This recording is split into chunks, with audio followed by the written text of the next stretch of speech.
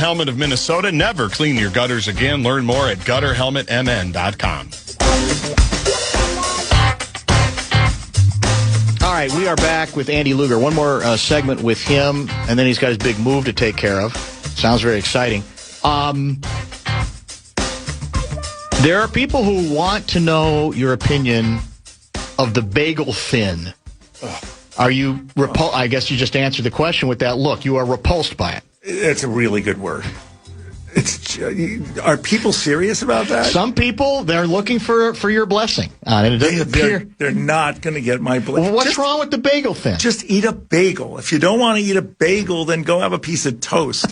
Why does somebody have to invent it? You know, the other thing is like the pizza bagels. Oh, yeah, sure, yeah. Stop it. Just don't infringe on the bagel. Just leave it alone. Okay. I'm sorry, you listeners who texted in. Some people are going to be devastated. I can tell. I'm not sorry, actually. You really need to think through your choices. Yeah. So just stay away from the bagel. If you're gonna have a bagel, have a bagel. Right. Don't try to feel better about yourself. I'm just having a bagel thin. No, go eat an octopus. Just don't touch. Yeah. Don't mess with the bagel. All right. Fair enough. One more thing on the Feeding Our Future deal, because we talked about the race aspect of this. You've been pretty frontal about it, even in press conferences you gave when you were still in office. When you look back on it, I'm wondering now that there's this much time, I get climate and I get sensitivity, but to me it just looks like such failed leadership that there's so much fear that there's an inability to say the racism charge, whenever it's thrown out there, is very serious. And we know racism most assuredly still exists and should be investigated as thoroughly as possible where it can be. But an allegation isn't proof when it's thrown out in this way that leaves us with no other option but to back away. Why is that so difficult? And I'll ask it this way. Is there any reason to believe that 2 years from now, that same culture would exist and that same fear would override what should be the checks and balances on, we got a job to do, and our job is to protect this money? I think we learned a lesson, but more importantly, you asked me, I'm tethered was the word you used, Amy Klobuchar. I stood up at that press conference because she asked me, what do you think we need to do? You lived this. And I told her one of the things you need to do is set the tone from the top. From day one, when you're sworn in, if you see something like this, you report it. And if somebody accuses you of something, it will not stand in my administration. She'll do that. I believe that. Otherwise, I wouldn't say it. And so I don't have a concern that this is going to happen all over again, because I think we're going to have a tone from the top that will not allow it. Okay. So you wanted blunt? I'm blunt. That's what I believe. And everybody can disagree with me, but that's what it's going to take, at least, to make sure it doesn't happen again. The Hennepin County Attorney's Office, as you know, I think it was last week, issued a nationwide arrest warrant. I think this was last Monday. Or was it 2 Mondays ago? I lose track of time. For the ICE agent who allegedly shot a Venezuelan immigrant. This was in North Minneapolis during Operation Metro Surge, then lied about the circumstances, as even I think the government has acknowledged. This is the case regarding Christian J. Castro, 52 years old. 4 counts of second-degree assault with a deadly weapon and 1 count of falsely reporting a crime. Do you know enough about this case, the way it's being presented, at least so far, that makes sense to you? Do you think these charges indeed do pass muster and make sense? I was on your show after Renee Good was shot and after Preddy was shot, and we talked about it. And I got calls afterwards, texts, emails, calls, whatever it was, from law enforcement friends of mine who said, you need to be talking about this, the shooting of the Venezuelan guy, and because they're lying. And that came out really quickly, that they were lying. It took a while for it to bubble up until the feds admitted it. So I've been hearing about this and talking about it with people. The guy didn't die. so he doesn't get the attention. You know, obviously we're rightfully focused on Renee Good, on Good and Preddy, but this is almost as horrendous because it was so blatant, and then they came up with a story about a shovel and a broom that the video shows wasn't touched. And so good for her. I'm not a huge Mary Moriarty fan, you know that, but I'm assuming they marshaled the evidence they needed and they got the right guy and all of that. Then let's go prosecute him. In part because there's no faith to believe that the feds would. If this had happened when I or somebody else was U.S. attorney and there was a working relationship between all of the agencies and all of the federal state, we would have talked about it. But now in this kind of broken Trump era, you can't count on that. And she went ahead and filed charges, and good for her. Do you get any sense, you talk to a lot of people, and you're connected in lots of ways, regarding the other two the fatality cases, the shootings, that, because as I recall in that press conference, Moriarty said they're still investigating, they're still looking at stuff, etc. Do you feel any differently about those cases in terms of what the odds are that there will be, that there can be or should be prosecution? What do you think? I'm pessimistic. I don't think it's hard to even evaluate fairly whether there should be a case or not without all the evidence. Having done 2 of these officer-involved shooting investigations when I was U.S. attorney, you need all of the evidence because you got to make a fair decision up or down, and they don't have it. Now, if they can figure out a way to do it, that's good for them and good, I suppose, for justice. I don't think we're going to get there, and I'm pessimistic. I hope I'm wrong. You are once again a practicing attorney, correct? I am still practicing. Still practicing. I guess you never stop, but I mean, you're in a different role than you were when you were U.S. attorney. I'm in private practice. Correct. Yes. Any juicy cases you can talk about right now? I have a lot of juicy cases, none of which I can talk about. I was afraid of that. I was afraid it would come to that. Can you talk about the so-called, and you know, I have some friends on the right who think this is a pejorative term, the so-called Trump slush fund? It's an abomination. What else do you want to know? Keep going. Well, when in history does a president get a personal amount of money, billion, 1776 or whatever, yes, $1 billion? Let me go backwards. If a Democrat had said, boy, you guys prosecuted a bunch of my friends when you were in power, so I'm going to take $1.7 billion and I'm going to dish it out to my friends. Do your friends on the right who listen to this show, I would like them to know if Obama did that or Clinton did that or Biden did that, everybody would be rightfully outraged. And I think most people, frankly, are rightfully outraged right now. The Republicans are walking away from it. It's inconceivable that any one person would have an amount of money and say, I'm giving it to people I believe were unfairly treated. Not a court system, not lawsuits, just me, based on what I think. Yes, he'll appoint a board, but he can fire them. That's outrageous, abominable, and I believe it won't happen. I believe they're going to put an end to it. Who's they? The Congress is going to. You think they will? I do. I really. What makes you so confident? There's a phrase that I grew up with called jumping the shark that a lot of people won't know about. Not jumping the octopus, jumping the shark. We're switching. Yes. We're moving on. Yes. But this is one of those jumping the shark moments. I think the seashell, going back to the seashell indictment of Comey was another one. I think we're beyond outer space now where you can indict somebody because he saw some seashells, or you're going to get a slush fund of $1 billion. I think there has to be a cracking point, and I think we're getting there. I'll be very curious to see if it goes that way. Maybe I haven't been. Has there been enough? Have you heard enough public reaction among Republicans to that effect? One, I have. Okay. Two, a guy I know very well and actually worked for me for a little while filed a lawsuit in D.C. representing a couple of the cops. Yes. I'm glad you got to that. Brendan Ballou literally worked for me at my firm. And now is on his own doing this kind of litigation in D.C. I think this is beyond the usual outrage. What do they call it? Trump derangement, whatever. Trump derangement. Yeah. This is not that. This is beyond ridiculous, stupid, abominable. Well, I'm glad. Can you explain it to those of us who do not have your fine legal mind,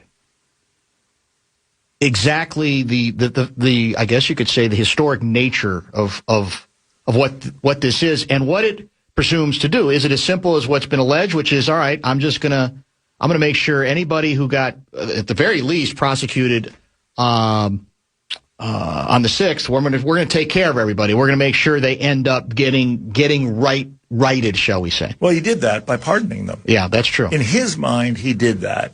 In the rest of our minds, it was an outrage, but the Constitution actually gives him that power, and he's using it. Doesn't mean we can't criticize it. But to give them money from a slush fund he controls, if you think you were wrongly indicted and wrongly convicted, you can sue. Those lawsuits are going nowhere. The fact that he pardoned them, they were convicted, they either pled guilty or were convicted by a jury for attacking the Senate and the House and the Capitol on January 6th. That's the fact. There's nothing to reimburse them for. If anything, you want to reimburse, and I've met some of these Capitol Police. I got a private tour when I was U.S. Attorney by the Capitol Police of the damage that was done and how close these guys came to getting the senators and congressmen. So is this plan, as it's been hatched, in of itself an indictment of your profession? Because, I mean, I assume he got some lawyers to say, I mean, to cook this thing up, right? It's not an indictment of, that's good. I like that. That was good. It's not an indictment of our profession. It's an indictment of the fact that there will people that will succumb in any profession. My profession is very dangerous. People will succumb to the will of, autocracy and do it. We've seen that throughout history. That's not new, but we're seeing it live right before us that people will bend to do that. And it's an indictment of what can happen if good people don't stand up. Our institutions are only as good as the people in them. I'm also proud of my profession for standing up to this, the lawsuits against this kind of nonsense. I know Jim Comey very well. I don't approve of everything he's done. But, I mean, my God, to be indicted for the Seychelles is ludicrous. And so people are fighting back, so I'm proud of that. At the same time that I'm not proud, like in Watergate, a lot of it happened because of lawyers. That's a very good point. Many lawyers, you're right. In fact, it's funny. I was watching it yesterday again on one of the movie channels, All the President's Men. Every time it's on, I get riveted by it. It's so well done. Last item. Let's come full circle because I know you have to get out of here.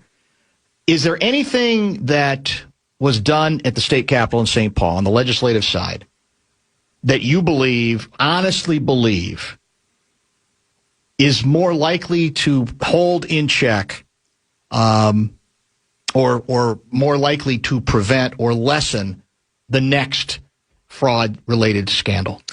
The Inspector General might help. I'm not certain that it will.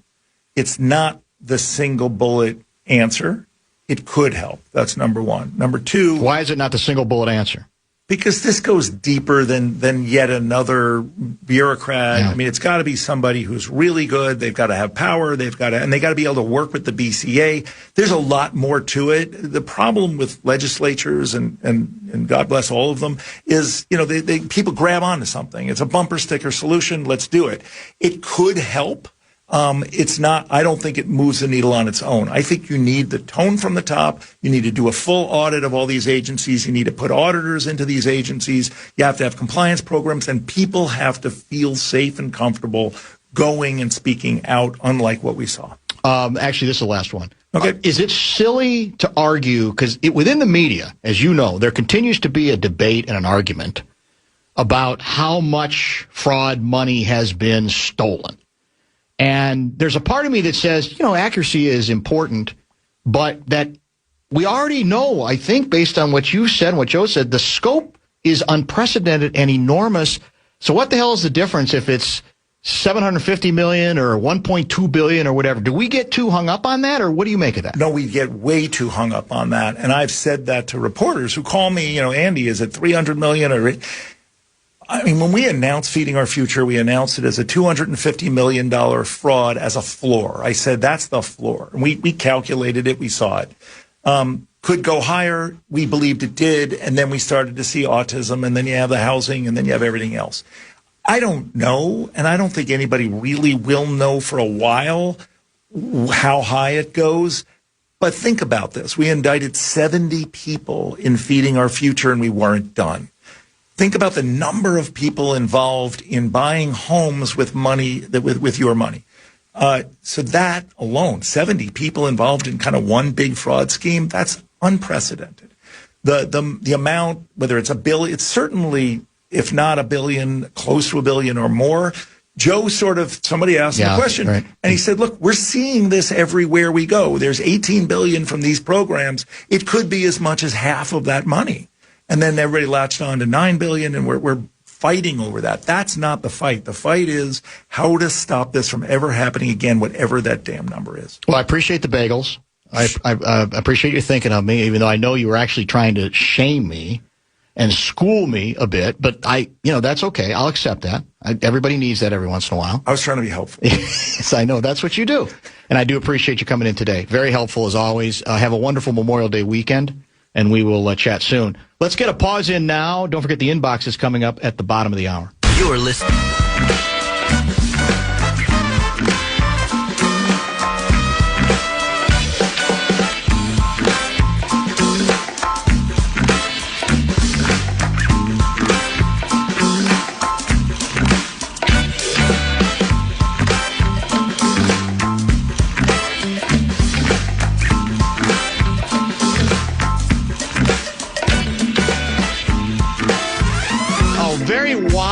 Variety of opinions reacting to our always fun for me conversation with former U.S. Attorney Andy Luger. How can I possibly complain about an individual like that making the effort to find his way here, even on a holiday weekend where he's about to move back to the lake? It's good to be Andy Luger. Not bad. I don't think even he would deny that. But nevertheless, we appreciate the fact that he takes the time that he does, and we do also appreciate all the texts that have come in, some of them laudatory, some perhaps not so much, as we like to say in the business. The inbox is going to be open. That's great. And as Denny Green once said, the late great Denny Green, that's the great thing about America, right? Everybody's got an opinion. Everybody has an opinion. And you don't have to listen to it. But you don't have to listen to it. By the way, we now have it, I think, officially. Let me see if I can find the text in question. Lavelle found the politician. Yes. That he has been mistaken for, as well as CeeLo Green, Al Newman, Kirby Puckett, Darius Rucker. Who else is on that list? Who did we just say? I was looking up this politician. All of them, pretty much. Yeah. Alan West is the name of the politician. Yep. That and apparently people have walked up to Lavelle thinking he is Alan West, a Florida representative. Yeah, U.S. House of Representatives. He was chairman of the Republican Party of Texas too good. From 20 to 21, so he must have moved. Yeah. And it's when Lavelle has the same hairstyle that he really looks like Representative West. That's he's got a little salt and pepper too, like Wobbs has. Yeah, true. It's so funny. It's just too good. How about the poor woman that thought he was Kirby? Like sprinted down the back field. He should have just gone with it. I thought he has done that from time to time. And the impetus for bringing that up again today was, as I said, Cedric the Entertainer. Yeah, they're showing Knicks fans, celebrities in the crowd last night, and they're the usual suspects. John McEnroe, Ben Stiller was probably there. Spike Lee. Who's the younger actor who gets all the Chalamet. Yeah, exactly. Timothy Chalamet. Patrick Ewing. Yep. And then they said, and Cedric the Entertainer, and it's a kind of admittedly puffed up Bernard King. Yeah. Now here, I'm not defending them, but they kept showing him, and I'm like, who is that? Like, I was trying to think. It has to be somebody. Yeah. It's got to be a former Knick. It didn't look like any celebrity I knew. And then when I heard it was Bernard King, obviously then I know who that is. I don't think I could have picked him out of a lineup, even when he was playing, because he was a little before my time. Yeah. So I'll defend him there, but there's the old adage, you don't guess. That's our side. That's the sideline reporter credence. It's dangerous to guess. Don't guess on an injury. Don't guess on this. I mean, I don't think they're going to be canceled for it. But it's probably not particularly. It's just Cedric the entertainer. What was great about it, I probably should have just sent you the sound.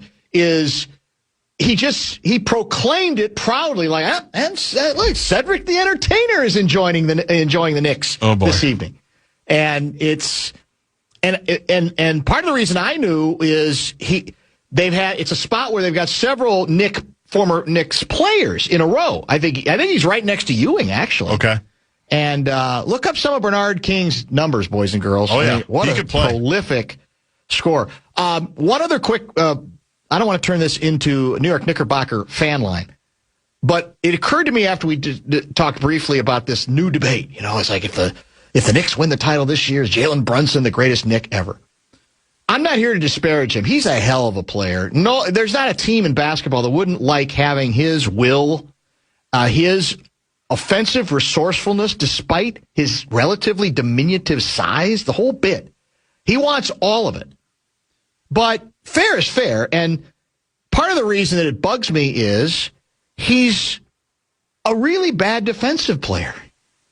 And that doesn't mean I'd cut him, but it means if we're doing the bit about greatest ever, that's what's unfair to the great Walt Frazier, who also is still attending games. And I think, does he do radio or TV during the season? I'm not sure. I think he does TV, and they don't have any TV responsibilities now. Walt Frazier was a great two-way basketball player. So I just don't like when we convene. It's funny how we have no problem savaging a player for being one-dimensional when it's convenient, and then suddenly we're trying to make another argument. We forget all about that. I mean, it's an open secret that teams attempt, in many cases, to hunt Brunson. Now, the Knicks are balanced enough and good enough that they have found ways to hide him. And again, I'd take him. I'd have no problem adding him to our roster, any roster. But, I mean, if we're going to talk all the time, it should matter to you whether we believe in a guy who can also guard from time to time. From 1981 to 1991, the fewest points Bernard King averaged for a season was 17.2. That's a good run. He averaged 32, almost 33 in 84-85. Only played 55 games, so he must have gotten hurt because he didn't play the next year with an injury. 85-86, but he came back to the Knicks, averaged 22 points the next season, then played for Washington. Yeah. Averaged 28.4 points in 90-91 at age 34. Yeah, he was what we in the business call a prolific scorer. Got to ask Double T about him because he would have played a few years with them. Now, I don't remember. I don't think all his shooting percentages were great. I think he was a volume shooter, but he was very, very good. Jeff from Richfield writing, Mavs rightfully so get heat for the Luger trade, but letting Brunson go is terrible too. Yeah, it kind of got lost in the weeds a little bit, but it was a mistake. The debate on Brunson has always been, can he be your best player, and is he too small to win a title, right? Well, what you're seeing, again, I'm honestly beginning to believe that another worst-case scenario is playing out for Minnesota sports fans. Oh, geez. I think Karl Anthony Towns is going to Darnold us. I'm beginning to believe it because... Might come up in the inbox today. Oh, good. Yeah. Because, again, we know that probably the two best teams are in the West, but they're beating the crap out of each other. It's going to be a long series. There's players, being injured every game.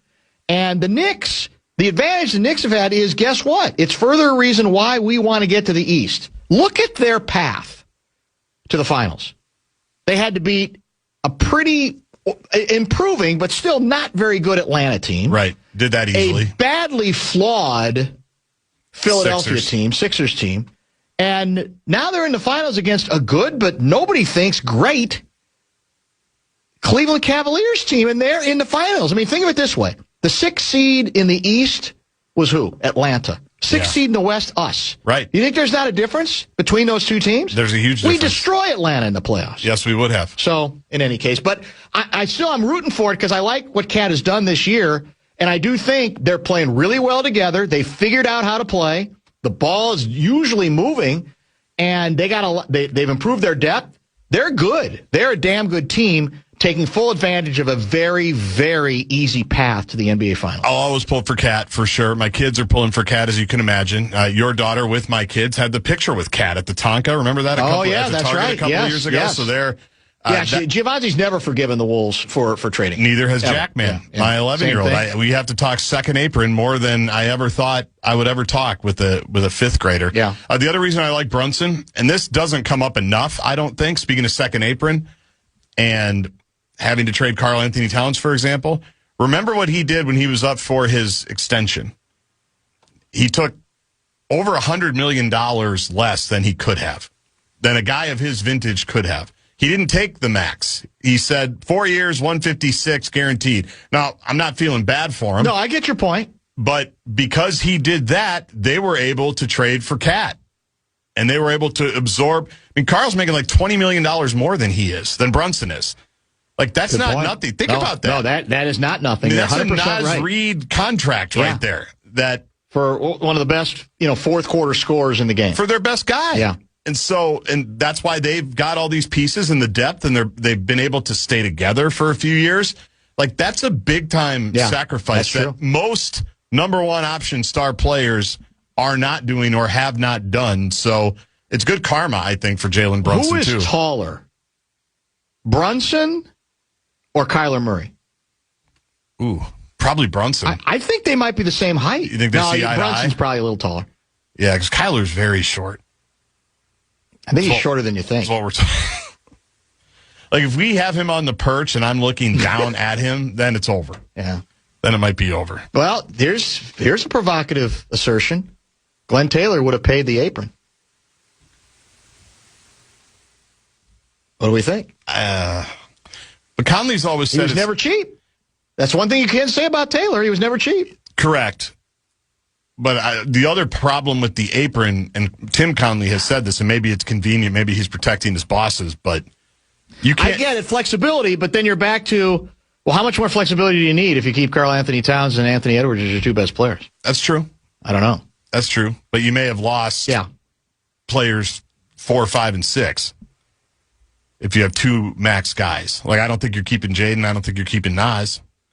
God, he looks good on that three-point shot, though. That's smooth. He makes scoring look really easy. It's just soft. You don't have to sell me on Towns. You know that. I'm Towns Island. I always thought he got. I didn't like all the stuff here. No, obviously, the foul trouble and the complaining in the refs, but the complaining of the refs gotten better for sure. Mm-hmm. He still fouls a little bit too much, including the dumb one the other night, game 1. When they were coming back. That was dumb. That's true. Classic Karl foul. I mean, he's every game. He's double. He's an automatic double points and rebounds, and a lot of nights assists too. Yes, you don't have to sell me on Karl Anthony Towns. Yeah, we didn't need him. Another Sam Darnold story. Kevin Garnett's story. What other Darnold? Yeah. Who's going to be next? Who will Darnold us next? Next, I guess. I'd have to think about it. Karl is obviously right up there. Yeah, I don't think we have to worry about Julius Randle Darnolding us elsewhere. Not like this. I could be wrong, but I don't think so. All right, we need to get to the inbox, correct? Yes. The Bradshaw and Bryant KFAN text line, if it's not too late, 64686. Don't do letters to the inbox, but if you have questions or comments, you can certainly send them there, and we'll have Guardsy do his thing when we come back. Bumper to Bumper with Dan Barrero on The Fan. But tired and sick. Listen to Hate. A couple housekeeping items before we get to a Friday edition, a Memorial Day weekend edition of Dr. Dan's Inbox. Shout out to our guy, Dan Wenissoto, who I think is recovering, had some surgery this week. Yeah. And I meant to text him or email him certainly earlier in the week because he'd given us the whole week worth of calendar calamity items because he was going to be in recovery. So I hope he is improving. I hope everything went well there. We wish nothing but the best for one of our favorites, Dan Wenissoto, who's become an important part of our bit. There's not any question about it. I mean, his thirst for history, sports history in Minnesota is unquenchable. That's what we love. He keeps finding stuff beyond the obvious. Like today might have been obvious, but it's still fun. The anniversary, what do we say? The 17th anniversary of the Wolves announcing the hiring of the Meerkat, David Kahn, to run their basketball organization. It's surreal when you look back on it now. It honestly, it really is. Also, the chief was listening to our discussion with Andy Luger. I was talking about pulpo being a delicacy at around Christmas time. It's big with the Spaniards, at least my Spaniards. And the chief texts regarding something else that's big. He writes, so are chitterlings, pig intestines, in the black community. Never was or never will be my thing. I've heard of those. Pig intestines. Yeah. Wow. Happy Memorial Day, everybody. Now, what do you do? Do you saute them? Do you fry them? I bet you don't saute them. You don't think you saute them? No. Saute is just kind of like in butter, right? And then it gets translucent. I don't even think you can saute. Can you fry? Oh, yeah, you can fry anything. You can fry anything, and maybe that's what makes it palatable? I don't know. Yeah, you fry everything. Pig intestines, you say? Mm-hmm. Who am I to judge? I might love it. I don't know. I don't think I've ever had it. I mean, in hot dogs, we probably have. Oh, that's true. That's a very, very good point. All right, let's get the inbox going. It's time for Dr. Dan's Inbox. Oh, we get letters. Is there anybody left in the Twin Cities, by the way? Because everybody who's texting is elsewhere right now. Good for them. So they are elsewhere. More fun for us. It's the weekend, although the weather still looks daunting out there. Looks chilly. Showers and thunderstorms tonight. And then improving tomorrow. It's going to be mostly sunny eventually tomorrow, and then sunny and very hot for a couple of days. All right, fair enough. Dear Dr. Dan, how many times will we see this pattern? K. Garnett, K. Love, even A. Wiggins, and now me. The Wolves seem doomed to never win. Multiple stars have left, and soon after, won a chip. Now my new team hasn't lost since April 23rd. We're 2 wins away from the finals. How long until A. Edwards follows in other Timberwolves greats' footsteps before him so he can actually win this from K. Towns? Yeah, I don't know what to say. This is, it's the elephant in the room right now, and we all know why, allegedly, the trade was made.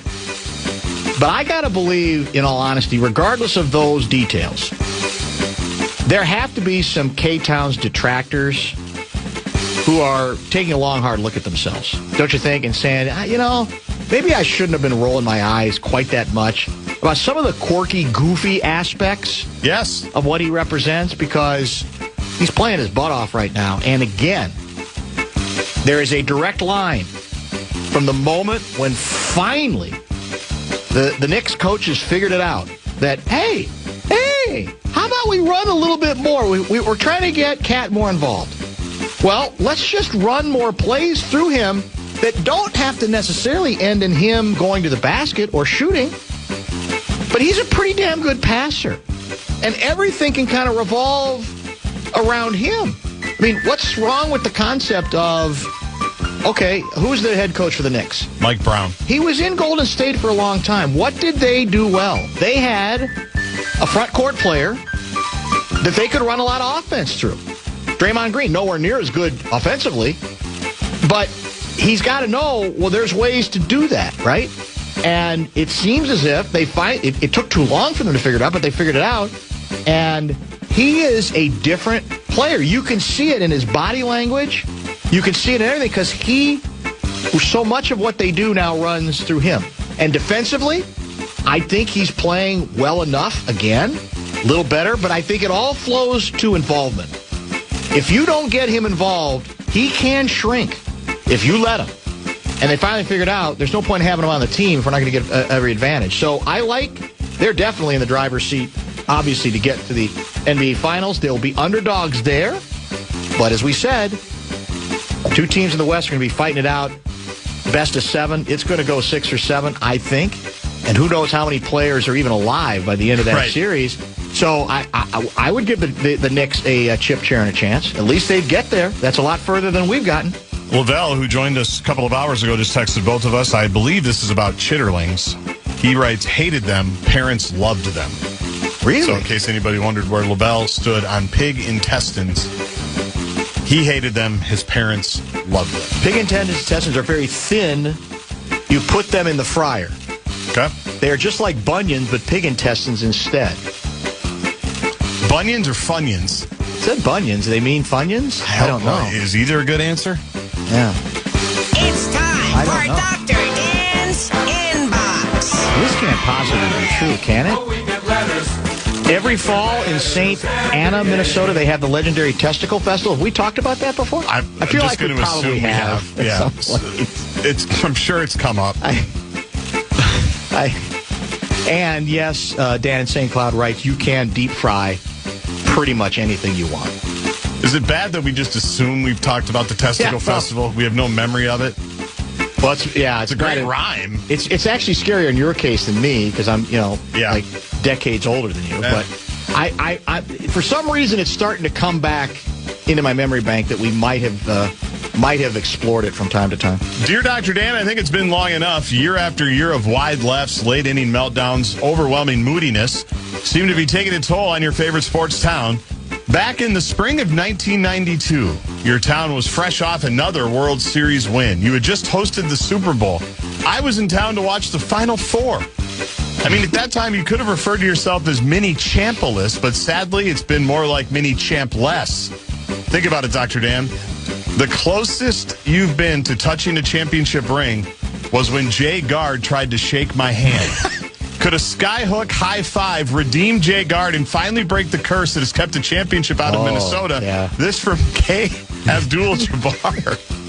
Well, it's kind of sexist of K. Abdul-Jabbar to leave out all our Lynx titles. Yeah, he's a traditionalist, come on, man. He's old school. How about the women's side of things?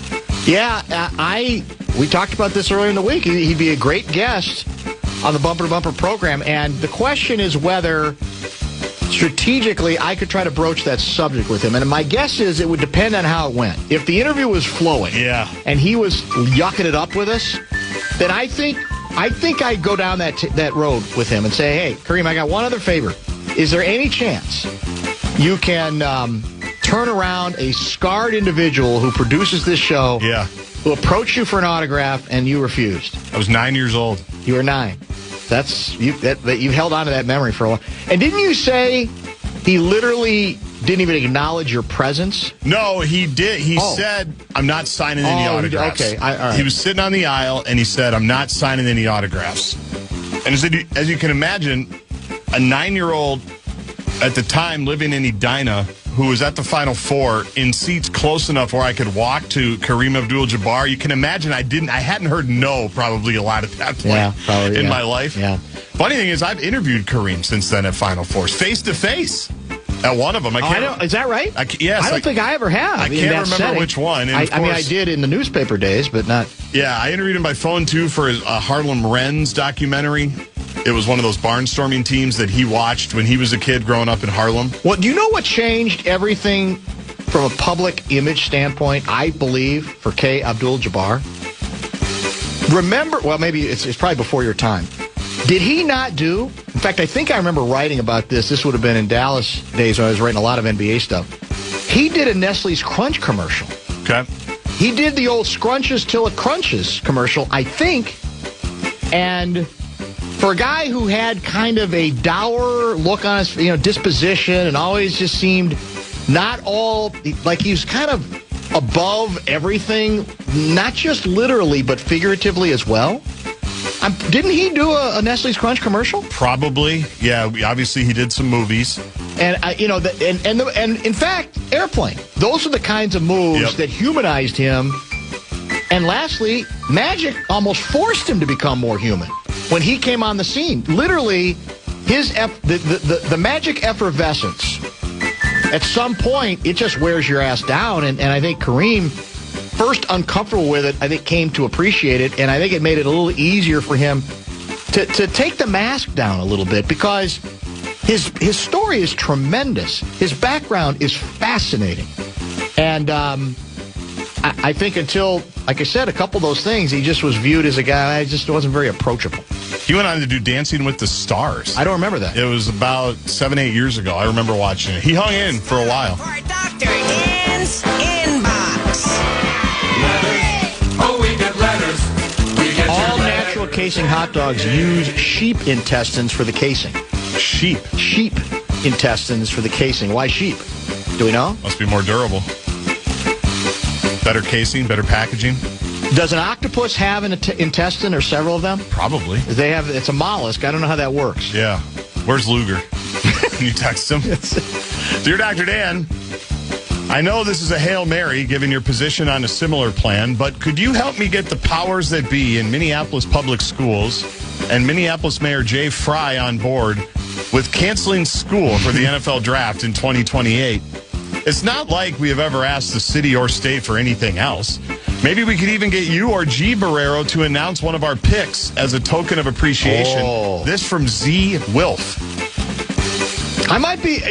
Dr. Dan does not rule out his ability to be bought off. Right. No question about that. I mean, in all seriousness, we were talking about this a little bit on Enough Said today, which I think can be seen tonight at 9:30 on the Plus and at 10:30 on Fox 9. There you Me, go. Gardsey, Lori Fisher, about the fact that presumably we would be doing shows from on location or near location. And the upside at that point is what? Is I might like having the draft here because it gives us access to some superstar names that we otherwise might not have had a chance to get. Almost like Super Bowl week. That's to that true. extent. That's going to be a big part of what we. That's why I'm worried that we weren't in the negotiations, because I think that should have been part of the negotiation on the front end. As the Vikings flagship station, we should be guaranteed access to some big names. Yeah, they never think about us, though. And they think about us less and less, the radio partner. There's no question about that. And once upon a time, it was very different. Yeah. But not anymore, unfortunately. No. It's all about the $1 billion TV deal. It's true. That's it. It's all about Greeny, Pat McAfee. Yeah. Bring it all in. Yeah. That's all right. We like it We here. know our place. Yeah. We like it here. It's time for Dr. Dan's Inbox. Letters. Oh, we get letters. We get your letters Somebody every said day. Kessler has done a reality check at the Testicle Festival.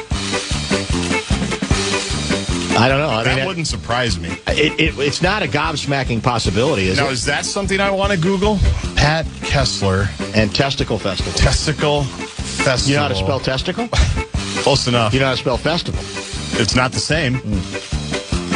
It's L-E in one case and A-L in another. Correct. Channel 4 WCCO. No, nothing comes up. Not immediately. All right. Not immediately. A lot of say goodbye to Pat Kessler, and Pat Kessler signs off after 36 years. Pat Kessler looks back at his career. He's got his glasses on. It's all fake TV. Yeah, sincerely. that's what it is. That's what It's it is. TV, man. He's embedded in it. Dear Dr. Dan, bingo! I've been listening to the show more often now since you told me this week we are in the Minnesota sports abyss. I decided today to go ahead and try El Neil Bingo. I filled out my card with the following squares. Phone cuts out mid-story while he sits outside Allery's. Going soft on underperforming Twins players. The free space of JG having to put Lavelle on hold. Lavelle's doppelganger being Kate Puckett by a sober fan and a drunk fan. And blaming Jay Athletic for pub crawls that Lavelle behaved in a way that he can't share on the air. Postscript, Dr. Dan. His big nuggets for Sunday are him writing about R. Jeffers and his pending departure from a bad baseball team, and him attending a soccer game on company dime. I'm sure both of those will be above the fold. Warm regards, El Ragoose. Wow. El Ragoose with a El letter. Ragoose with a little snark. Very, very well done. I'm kind of curious about the details about the Jacques Cousteau thing, because Lavelle wouldn't go near it. He basically said, that's not a story we can tell on air.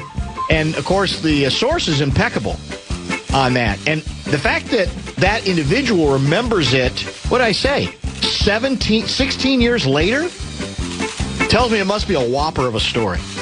Pub crawl related, right? Lavelle has a lot of great athletic ones. Yeah. pub crawl related. Yeah, he does. I can't believe I've never heard of the Krasinski family pub crawl. All the years we've known Johnny. We've never invited. I know, that disappoints me, because, I can get down a little bit. Not as much as I used to. Yeah, more than me for sure. But, yeah, I don't know. Maybe. I'd love a good I wonder if Northeast he's bar still crawl. doing it. Is he still doing it?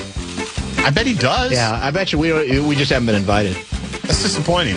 I think I was invited to his 30th birthday party, and I wasn't able to make that one. So maybe I got off the list. I don't even think I was invited. Yeah, it was a while ago. It was a long, long time ago. Let's do a couple of walk-offs. For Dr. Dan's Inbox. Letters. Oh, we get letters. We get your letters every day. believe it or not, I was listening to the show even though I was not on. I caught the B. Guerin interview, and it seems like guys from Jersey and Massachusetts have the same take on your opinions.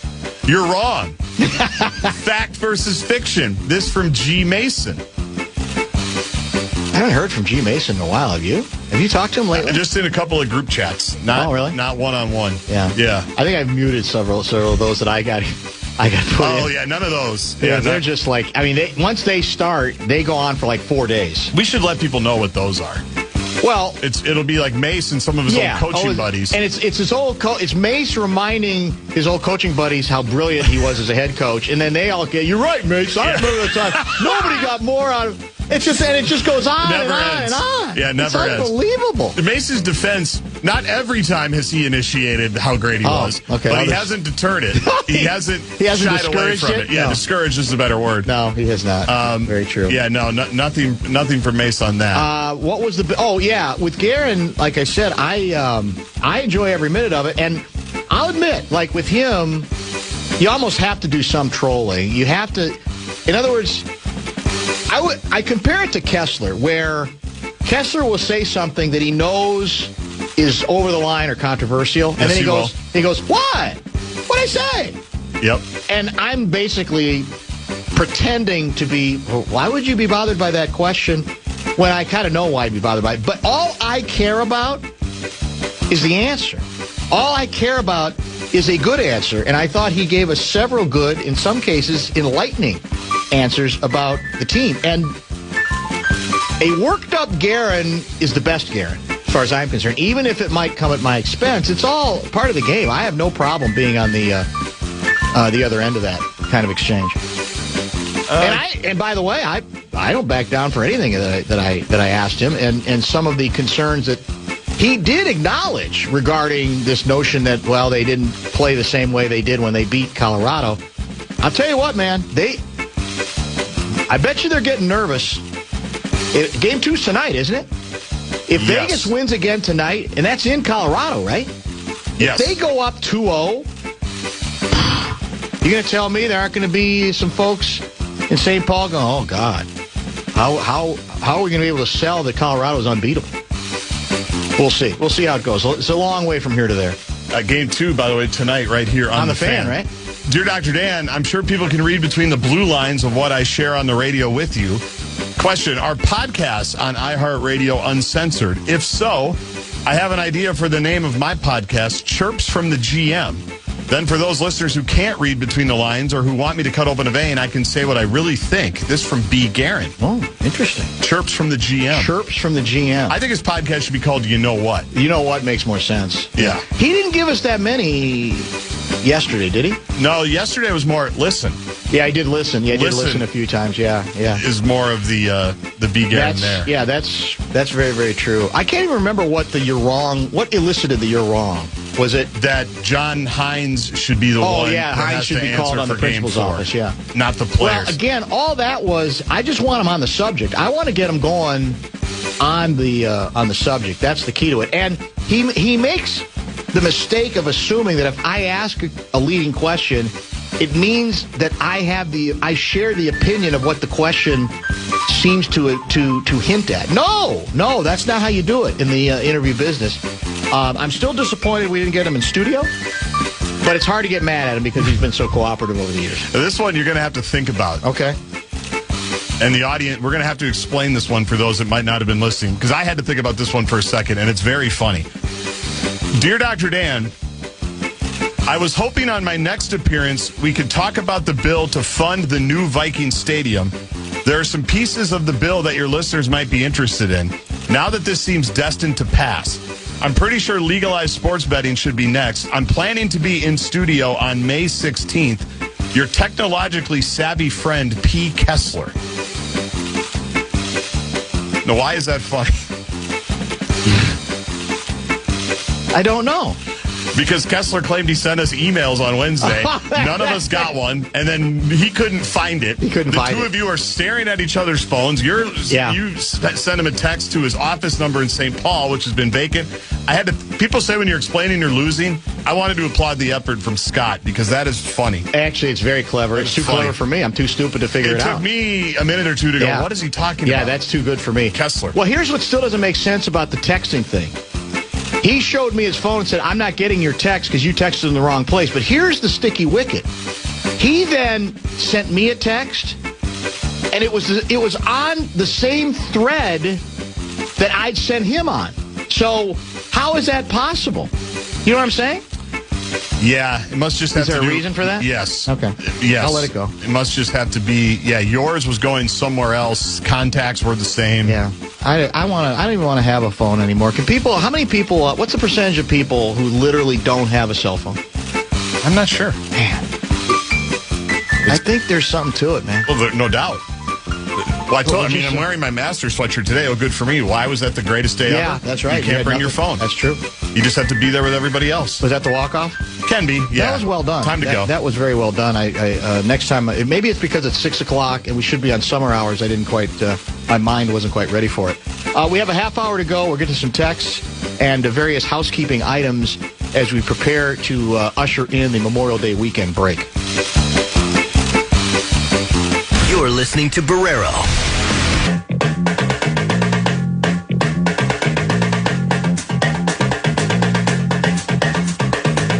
Housekeeping item, including a question for Guardsy via the text line. Can he confirm one more time we do not have a Sarah Spain interview loaded for the Best of Monday show, Memorial Day Monday? You'll have to tune in to find out. How long is the show on Monday? The show is 3.5 hours. Because, it is 3.5 hours? Yeah. Okay. Usually Best of it's 4. Oh. We go all the way to 7 because there's no fan on demand on the air, which is super helpful for me. Yes, of course. Monday is 6:30 because we've got NHL hockey pregame show at 6:30 on Monday. It's a 3.5 hours. It's a lot of our exit interviews. It's Bill Guerin, it's Russo, it's Johnny Athletic. Louis makes an appearance. It's a lot of the exit interviews and things of that nature. My favorite quote of the week, no doubt, comes from Josh Hart. He had a big game last night for the Knicks as they took a 2-0 series lead over the Cleveland Cavaliers, and they did kind of what I expected. The Knicks were pretty much in command. I think they had an 18-0 run in the third quarter to take control of that game. And afterwards, Josh Hart shared the podium with our guy, Carl Anthony Towns. Let's listen to what Hart says and the way Cat reacts to the money quote from Josh Hart. Iggy was first off a hell of a player. I don't know if I'm at that level, but I just try to go out there and just play my game. I'm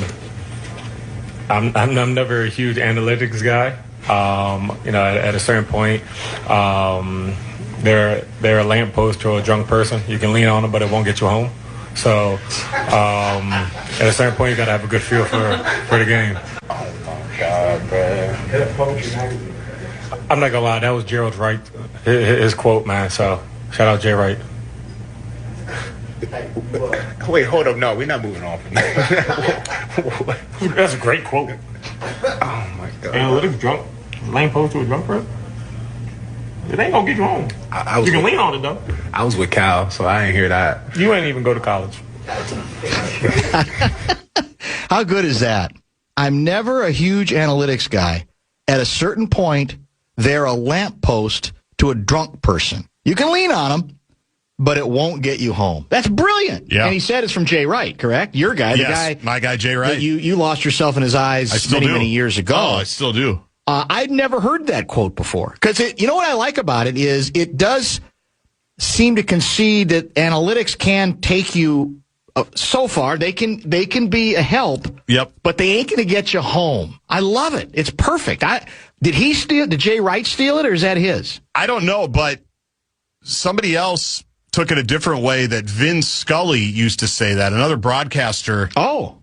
In response to this, because this, like you say, has made the rounds today, the great Vin Scully, the late great Vin Scully, also had a similar quote about numbers and statistics in that they're like a lamppost. They can illuminate. Okay. But they can't do everything. Like while you're there, it's good, illuminate, but they can't get you where you want to go is kind of the same thing. Maybe the drunk part is for a Wisconsin audience. You know, they make it more relatable to Wisconsin. Or Jay Wright, Philly. Or Jay Wright. He was in Nova. He certainly understood the ethics there. That might have something to do with it. Long-time loyal. I like how he said you didn't go to college. How good was that? A little cheap shot in there. And Cat didn't even deny it. He was in college 8 months, which is fine. Yeah. It's not illegal. Succeed and proceed is what Calipari would say. That's very true. About his Kentucky time. Long-time listener Julie, one of our favorites, listening to all the octopus discussion, reminds both of us that there is an exceptional 3-part documentary on octopuses called The Secrets of the Octopus. And it's, I think maybe the narrator, is it Paul Rudd? I'm not exactly sure. Yes. Is that correct? Yep, according to that poster. Yeah, how about that? I'm going to do some deep diving on the octopus this weekend. I'm going to have to say, look, I'm let's not going get some anywhere this information. weekend. Because it sounds like it's an animal that is finally getting...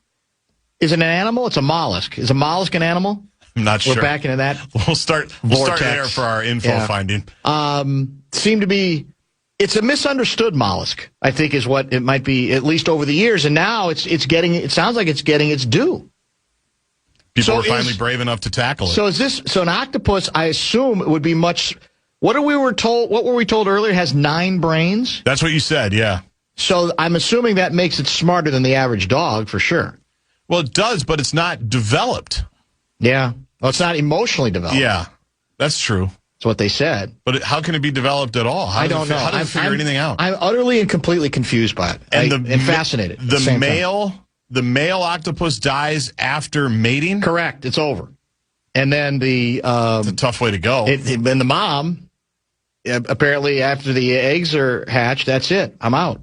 I'm dying too. That's cool. Do you think they even know that? Cool. Because if they knew that, then maybe they wouldn't. If they wanted to get live together, yeah, that's a good point. So do you want to have kids, or do you want to just hang out? Survival, yeah. That's an interesting point. And if they got 9 brains, you'd think they've processed that. And would the man, even knowing the information, care? That's the scary part. Probably not, right? Yeah, you might be right about that. I guess this is the way I want to go out. You might be right about that. Sad but true. All right, let's do this. Let's wrap up the program. One last break. We'll give you some highlights from a very busy program on a Friday Football Beast edition of the Afternoon Aardvark. Stay tuned. Bumper to Bumper with Dan Barrero on the Fan. From the 1-800-ASK-GARY Traffic Center. This report is sponsored by Postman. It's 1975. It's the Bumper to Bumper Show Wrap. Yeah, so the Hendo from Minneapolis quotes the Vin Scully line. Is this the same as the one you mentioned? Statistics are used much like a drunk uses a lamppost for support, not illumination. Is that the one? That's a good one, too, although I like this variation. I don't know if he came up with this on his own, but I like the variation of it, too. They both certainly work. I want to thank an outstanding array of guests today, starting with the emailers. Dr. Dan's inbox was exemplary again today. We appreciate that hard work and the wit and energy attached to those contributions to the program between 5:30 and 6 o'clock today. I want to thank former U.S. Attorney Andy Luger, who joined us in studio for about 50 minutes or so. A lot of ground covered, including his reaction to the Amy Bach sentencing. A number of other issues covered with Andy as well. A lot of bagel talk because he delivered some to me, because he has a great disdain for the Brugger's bagel that I like because they're here. I mean, that's part of it for sure.